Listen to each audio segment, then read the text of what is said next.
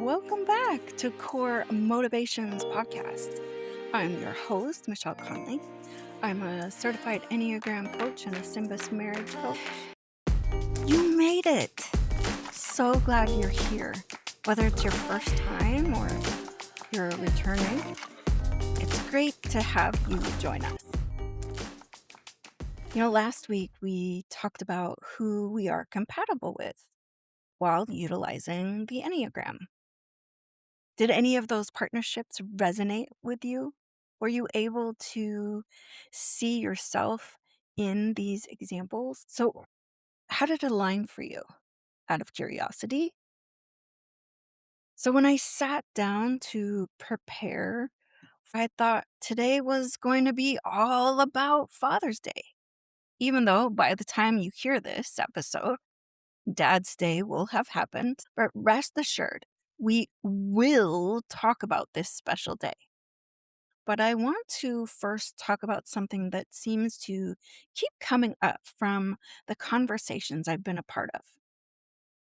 Admittedly so, I do wish I had some perspectives of men on this topic, and I will find a way to incorporate these perspectives in future episodes. Prior to serious relationships, wouldn't you say that there's questions we should have asked, but we didn't? I guess the other aspect to consider with that question, the things that we should have asked before we got serious, is why don't we ask all the questions? The no censoring, no holding back, no topic being off the table, and ultimately being an open book. Unless, of course, you're just casually dating. But come on, is there really something such as casual dating? And if we are so-called, and I put in air quotes, casual dating, isn't there some kind of agenda that isn't very upfront and clear? And I don't think that this is gender-based. I think that both men and women can have an agenda when we're either casual dating or dating for a deeper purpose. Well, should we? Let's get into it. Confession time. You see, I watched this show called Love is Blind. Have you seen it? No judgment if you do. I mean, hello. I just said I do.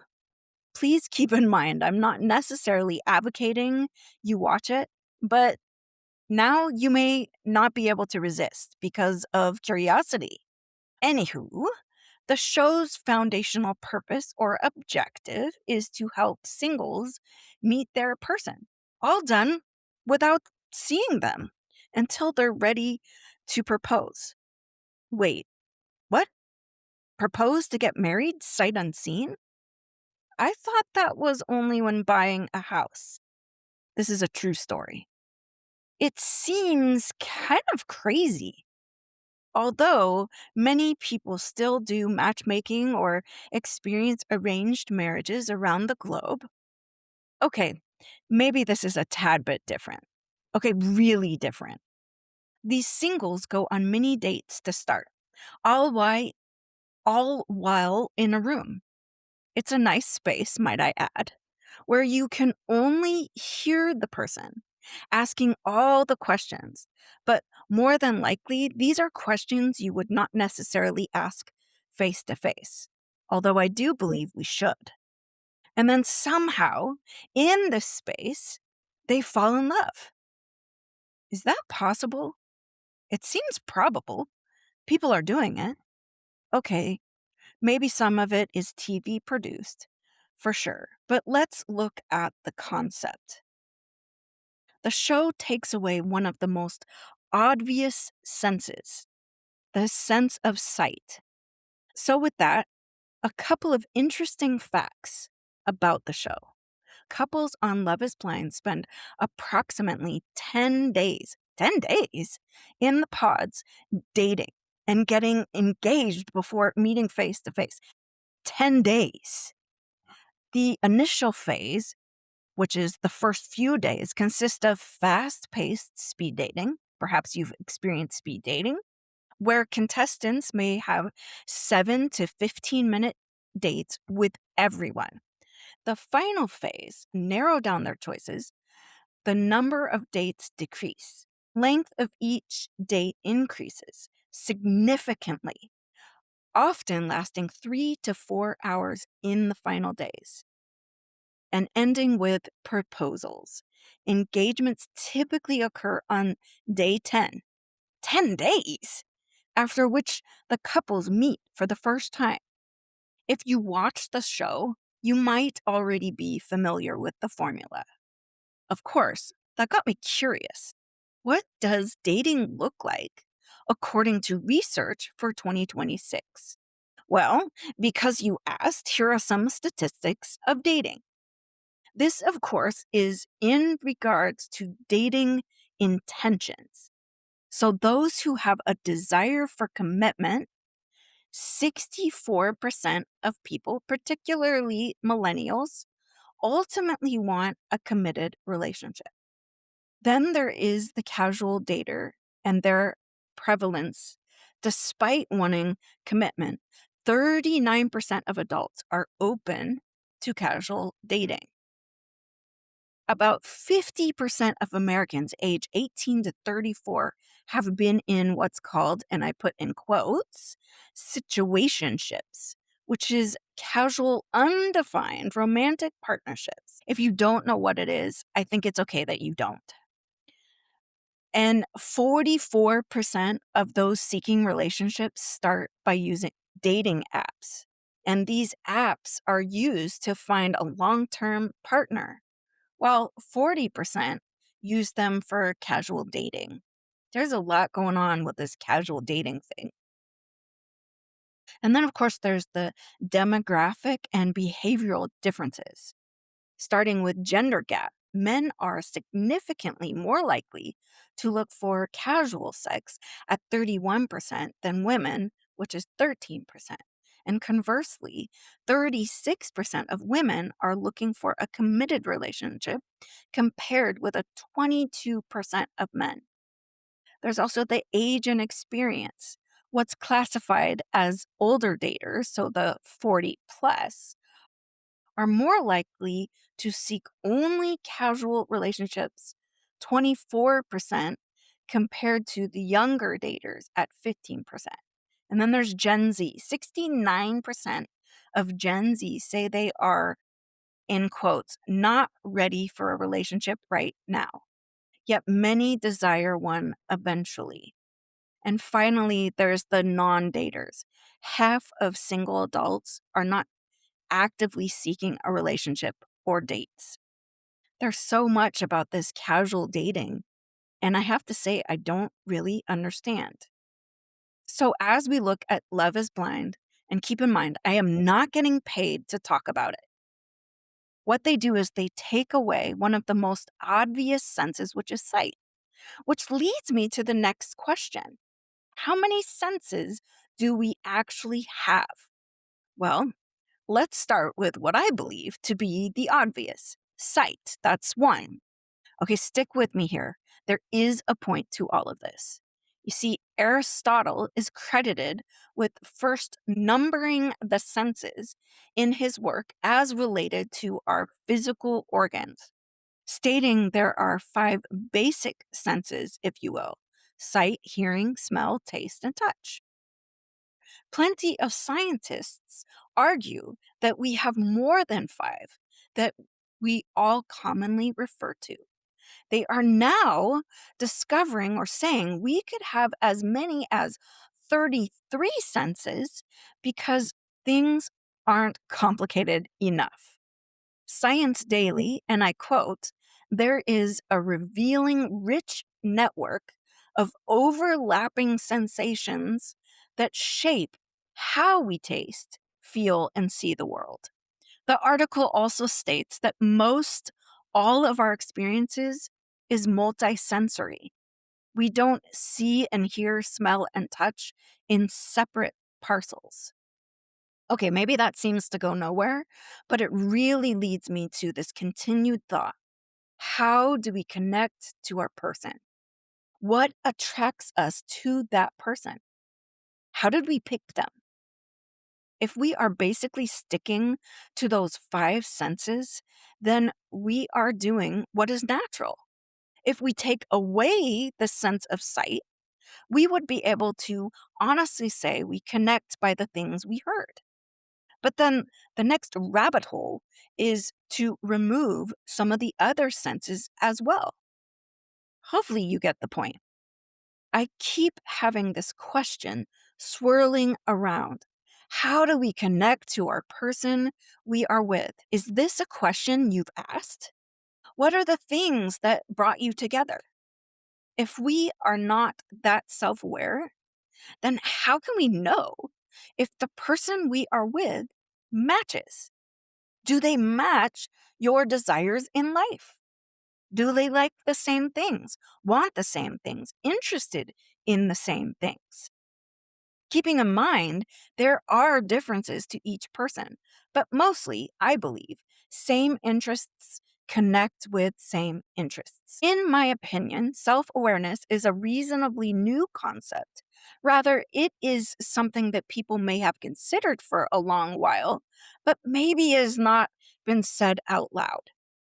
I don't really think we're talking about attraction, but don't you know the kind of person you are attracted to? Could you put it into words? Let's put that part aside for a minute. You see, I've talked to so many people who have shared things like, in quotes, I didn't know that they don't like to fill in the blank, or I didn't know about that characteristic, i.e., habit. I'm so surprised they're doing that fill in the blank behavior or action. But when we are focused only on the sight sense, what happens is we ignore the red flags, if you will. We actually set aside our beliefs and allowing things or behaviors. And if we're paying attention to those red flags, not allowing ourselves to be blinded by whether she is so pretty and gorgeous or he's so hot, we would in fact keep at the ready our non negotiables, and yet we push them under the rug. And then we find ourselves in a relationship that we most likely would not. We make our selection according to these parameters that have nothing to do with hindsight. But what if we allowed ourselves to navigate our connections out of this realm of foresight? Okay, so a quick circle back to the example of the show. I was surprised to learn that these couples were in what is called the pods, dating and spending upwards of 4 hours on a single date. Nothing is off limits. All topics. They're not only allowed, but they're encouraged. And I'm talking about this because so many conversations as we reflect on the status of our relationship stems around the behaviors for good, perhaps in other situations for bad, of our chosen partners. So retroflective, and maybe we are ruminating in the if I had known this, maybe I would have done something different, walked a different path. And when we remove those things, we see on a person's face or the way they stand or other attributes that you see. Take those things away, and you're left with these things still being a factor for deciding who our partner is. And based from the heart and head desires, we choose according to I don't want to be alone. I want someone to do life with. Being with someone is better than nothing. We're seeking financial stability, social pressure, even starting a family, security and stability, validation, someone who handles stress like a champ, love and affection, personal growth, a peaceful partner, a trustful partner, someone that we can consider a best friend, someone that gives you value and respect. But what if before we establish what we believe to be these relationships, they give us an established, rooted in security, aligned, solid relationships? We ask some of the hard questions. So we are not unknowingly settling, if you will. Are you still with me? Meaning, we are not ignoring our non negotiables and red flags, that they actually matter so much that they are not overlooked. I want to reiterate today I'm talking to all people, women and men. And perhaps you can relate. I say the I qualifier, but no, I'm saying it in your stead. So put yourself in the I am in this and ask yourself these questions. I like to hike, but the person I am in a relationship has no interest in this. I want to focus on health, but that is a solo mission in this relationship. I have hobbies that is not shared. I am a money saver and my partner is a spendaholic. I like to take trips, but my partner is a homebody. I want kids, but they don't. There's also the I don't really have an opinion about that. The old, in quotes, I don't care, whatever you want, you choose.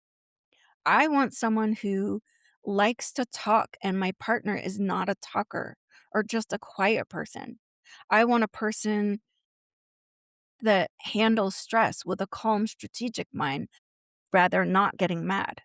So after taking stock of all the differences, what then?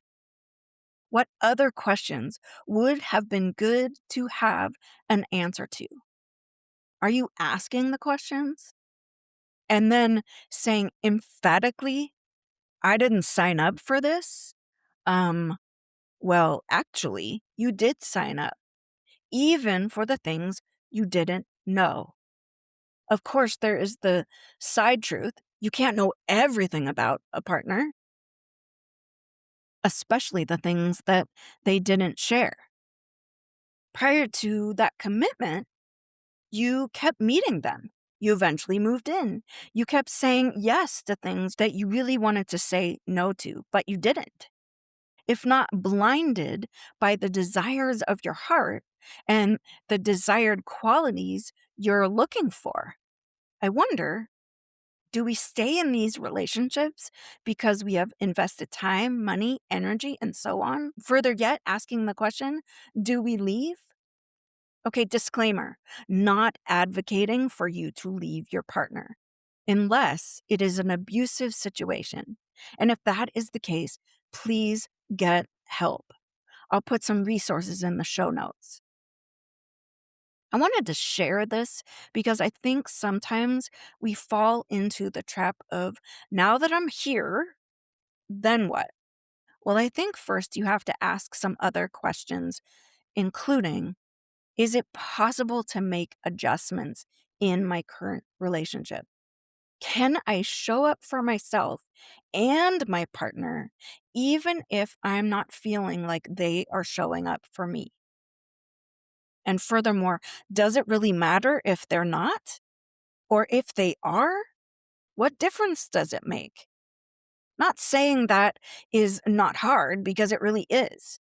When we remember, we're adults that get to make choices as far as how we're behaving and responding to someone's action or lack of.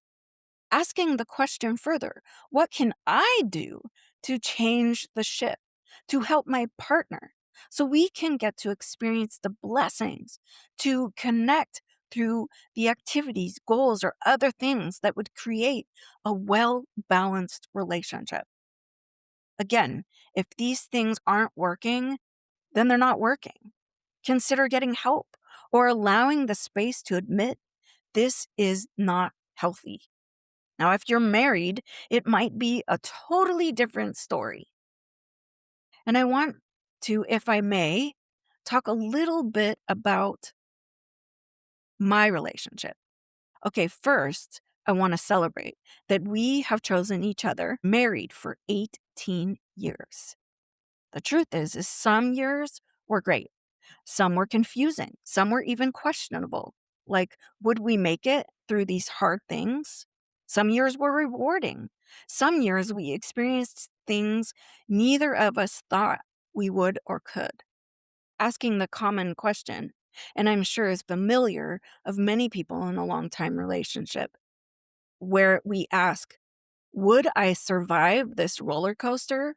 And keep in mind, I'm not a fan of coasters, but with a barf bag in hand, I'm in for the long haul. Sorry for those who are either eating or have a weak stomach. And now we are well on our way to our 19th year of marriage. And I would say probably the biggest lesson is that the person I met and married is not the same person that I do life with today. And I know he would say the same of me. Let me clarify. Every experience and situation changed us. Some of these things we adapted to. Some things were just downright hard.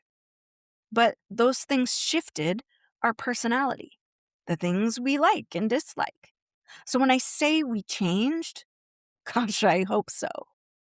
You see, I was a childish 30 something with a child, where the things that I knew were taught from the life of hard knocks. I would go out on a limb, okay, not too far because I'm afraid of heights, and say my husband had similar experiences. Nothing really prepares you to be a good partner, at least not in the former world I grew up in. For starters, I didn't have access to good examples in my life. And sadly, there was no interweb to ask, or AI, or socials on what a person would or should do to get ready for having a relationship. Okay, maybe that was not such a bad thing to not have access to the interweb, but nonetheless, I was never given or even looked for the steps to make me a viable partner. But I wouldn't change the choice to partner with my husband. And if you're listening, I know you were worried about my answer to that, but rest assured, unless the jury is still out or I am still in my probation period, I guess the long of the long, I'm stuck on Band Aid brand because Band Aid brand is stuck on you. I mean, me. We are together, like the little train that could. So, what are the things I would change before I committed to a relationship? I would change the questions I asked, the things that moving forward were important to know. And before we get into this, hopefully forever was my desire. And please keep in mind, I personally was not looking to just date to date. Too old for that. So either I was going to do the rest of my life as a solo adventurer or with a partner for good, or sometimes bad. But that's my story. Talking about questions, what would be ones I would have added or even have asked? Such as, do you want more kids? How do you handle money? Do you like to cook? I can clearly say that is not a strength for him, but we have an agreement. I make the food, he cleans up the mess. And believe me, I can make messes when I am chefing. Not on purpose, of course, wink wink. Other questions that could be considered to establish a solid foundation to a new relationship would be, what are some of your favorite hobbies? Do you like traveling? More specifically, all the parts. The planning part that includes all the details to get to the final destination. What does spontaneous mean to you? Would you consider yourself an introvert or an extrovert? Like, how much people interaction can you handle at a time? And do you have a word quota for the day? What are your faith beliefs? Well, we met at a church, so I already knew that. And of course, one of the biggest questions, and I believe that matters the most while getting to know someone and before you even consider another date is, do you like The Princess Bride? Wait, we already answered that before we married with a resounding yes from both of us. I'm sure that there are many more and much deeper and definitely more serious questions than those that I presented. You see, to cultivate a relationship, that matters, a relationship that continues to grow, is that we started doing this one thing. And I would say it's something we both look forward to doing: our weekly check ins. This time is for us to talk about whatever, what our week was like, our dreams, our goals, disappointments, hurts, struggles, and desires. Ultimately, it is a specified time for each of us to listen and be heard. It's a safe space where judgment is left at the door, including our phones, leaving those things outside of our special time. And by now, most of the people in our life know we do this. So they make it a point to not call. So that is really nice. I don't know if this is something you do or are interested in doing, or maybe you've already tried it.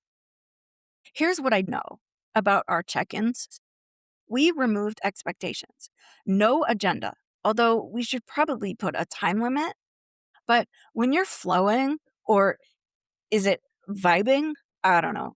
You should just keep going with it.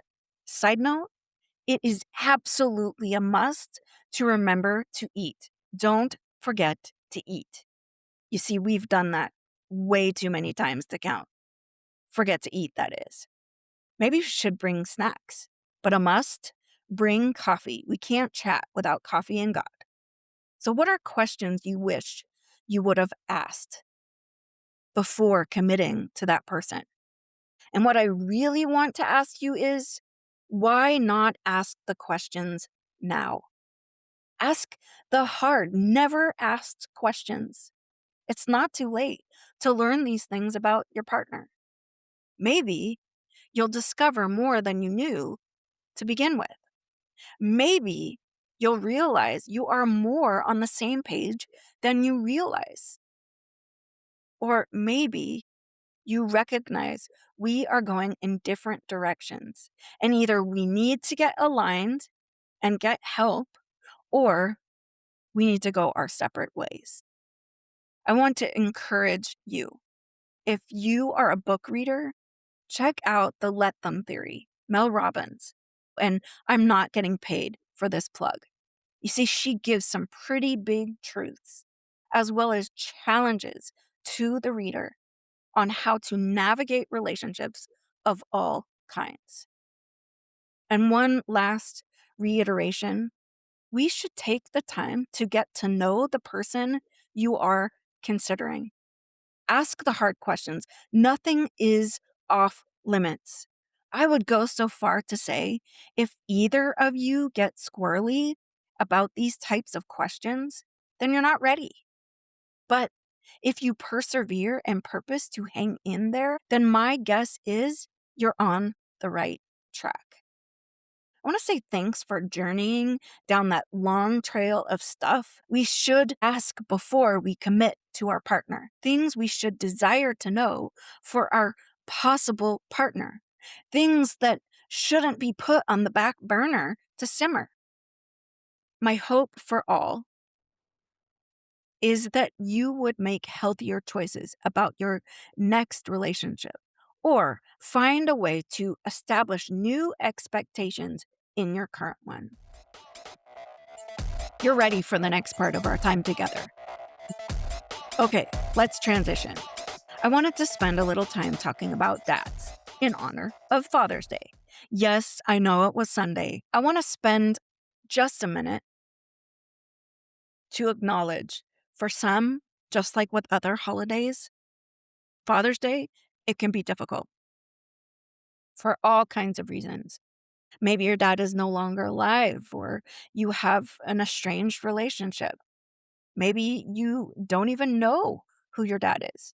Whatever the case is, I want to create a safe space for you to just be sad, mad, indifferent, to just be and experience those feelings with all the grace. Also, I want to say how sorry I am for all that you have or are going through. The heaviness of missing that person who was supposed to be someone who should or could have represented a strong tower, a comforter, or protector, someone to have fun with and learn from, and all the other experiences you didn't get to do. But also, Remember that whether they were in your life or not, you are truly amazing, regardless of those relationships. True, those experiences are part of your story, but they don't define you. They're not who you are. I encourage you to take the good parts, discard the bad, and live. Live the best life possible. We'll leave that there for now. With that, wouldn't you say that dads can look so different? And I don't mean physically, how they look, although that is true. I'm talking about their role, like the following. And I'm sure I'm missing some representation. But here's what I got so far: the types of dads: bio dads, dads who adopted, granddads, mentors, bonus dads, and the like. Again, perhaps I'm forgetting some. Let me know in the review and comment section, wherever you're listening. Have you ever wondered what is the history of Father's Day and how is it celebrated around the world? Well, guess what? Research shows the concept of a holiday to celebrate fathers, it evolved centuries after the Bible was written. The first modern observance, the very first celebration of Father's Day, it took place on July 5th, back in 1908, at a church in Fairmont, West Virginia. Grace Golden Clayton suggested the service to honor the 361 men, most of them fathers, who had died in the Monaga mining disaster a few months prior. The holiday was popularized by Sonora Smart Dodd, who was raised by a Civil War veteran and a widower. She felt fathers deserved a holiday just like mothers did. Mother's Day was established in 1908 as well. Her efforts led to the first statewide Father's Day celebration in Washington on June 19th, 1910. After decades of campaigning by Dodd and various U.S. presidents, including Lyndon B. Johnson, President Richard Nixon signed it into law as a permanent national holiday in 1972. Now, the Bible is filled with examples and guidelines and commands regarding fathers, bridging the gap between earthly roles and the nature of God. Saying that the ultimate father, Jesus taught his followers to address God as Father, famously using terms like Abba, an intimate, loving term like Daddy or Papa. The parable of the prodigal son, which you would find in Luke 15, as it perfectly illustrates a loving, forgiving father running to welcome his child home. This is such a great story. I recommend you read it. So, what does it look like around the world celebrating Father's Day? Well, I thought we'd start with Germany and how they celebrate. It's celebrated on Ascension Day, so 40 days after Easter, and the focus is often on male camaraderie. Groups of men spend the day hiking, pulling wagons filled with beer and traditional food, and enjoying the outdoors. Although I'm not sure that applies to today's fathers, but it is pretty interesting and kind of funny. Mexico communities emphasize family time with music, feasts, gift giving. Mexico City famously hosts a massive 21-kilometer road race to mark the occasion. Thailand, it's customary to present fathers and grandfathers with a canna flower, which holds a traditional masculine association in the culture. Brazil, the holiday is typically celebrated with massive, all you can eat barbecues and large family feasts. I'm sure there's a lot of people that like that. Italy and Spain, on the feast of Saint Joseph, families in Italy eat traditional pastries and enjoy street bonfires, while Spanish children often deliver toasts or speeches honoring their dads. And in America, you can see all kinds of celebrations: backyard barbecues, many families spending the day watching baseball games, playing golf, or attending local sports events. I didn't know about the golf part. Popular gift giving includes electronics, power tools, sporting goods, grilling, accessories, and clothing like ties or shirts. Which, let's be honest, men all over the world have a drawer filled with ties that they don't wear. Sorry, kids. I'm sure they are still thankful for the gift. Dining out for a special brunch or dinner is highly popular, making it one of the busiest Sundays of the year for restaurants. Kids often make personalized cards, drawings, or crafts at school or daycare to gift to their dads. Some interesting traditions, and in many ways similar, as there are no borders on food, gathering, and gifts. So, pretty much, this is over all cultures.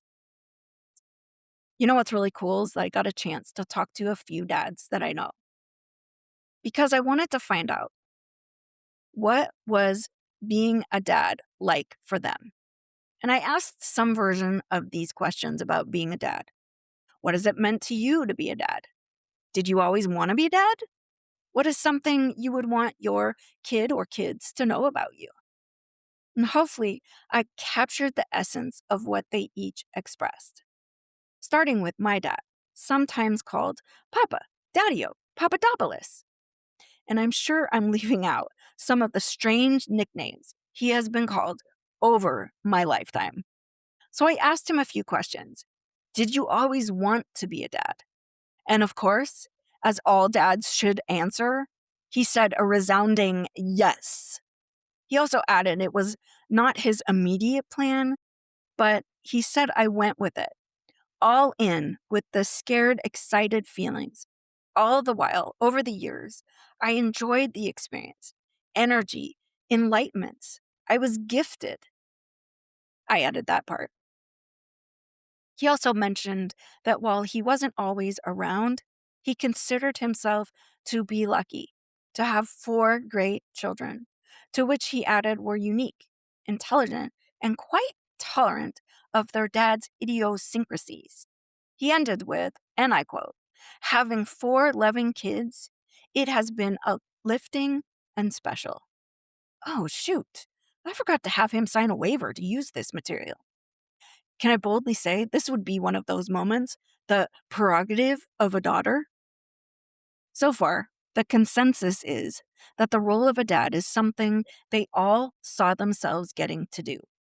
So my bonus son said that being a dad meant he sees the responsibility as very important, in that not only are you teaching them, but also that he gets this opportunity to grow with them, his kids, that is.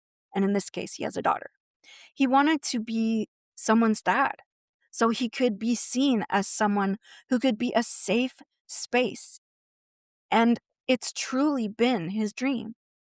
The other thing he shared, how important that his daughter knows that she will always be his little girl, that she can lean on and depend on him, and she will never be alone. How do you not cry after hearing all this? I'm not crying. Okay, I might be crying a little.